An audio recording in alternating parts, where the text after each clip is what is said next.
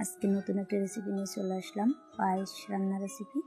প্রথমে 1 কাপ সাবুদানা নিয়ে নিলাম, তারপর নিয়ে নিচ্ছি 1 কাপ আতপ চাউল, নিয়ে পানি দিয়ে ভিজিয়ে রাখবো 40 মিনিট মতো।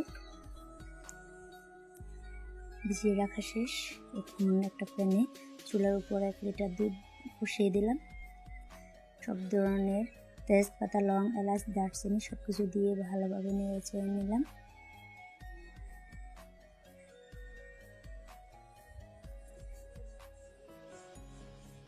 পরিমাণ মতো লবণ দিয়ে দিলাম।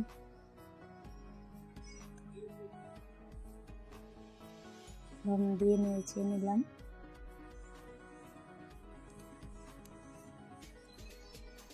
এখন দিয়ে দিচ্ছি পরিমাণ মতো গুঁড়ো দুধ। সবাই সবার পরিমাণ মতো গুঁড়ো দুধ দিতে পারেন।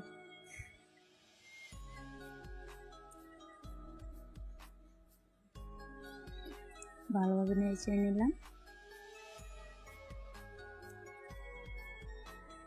এখন দিয়ে দিচ্ছি কিশমিশ দিয়ে দিলাম।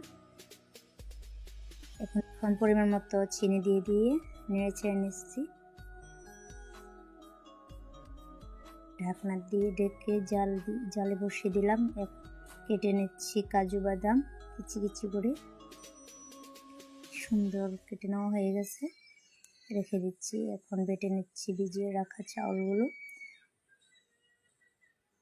যেন পায়েসে দানা দানা না থাকে, তাই একটু বেটে নিচ্ছি। সবাই সবার মতো রান্না করতে পারেন, সমস্যা নাই।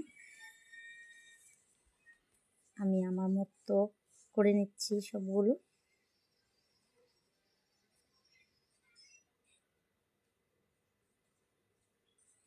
দেখুন বেটে নেওয়া শেষ। একটা বাটিতে নিয়ে নিচ্ছি।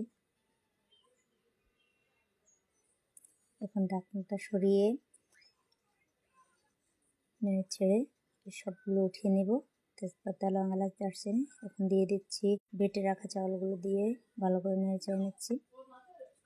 সাবুদানা দিয়ে দিচ্ছি, দিয়ে নেড়ে ছেড়ে নিলাম। অফ ক্যামেরায় একটু জাল দিয়ে নিলাম। এখন বাদাম, কিশমিশ সব কিছু দিয়ে একটা বাটিতে নিয়ে নিলাম। দেখুন লুকটা কেমন হয়েছে, খেতেও অনেক মজা হয়েছে। সবাই বাসায় ট্রাই করতে পারেন। আলহামদুলিল্লাহ।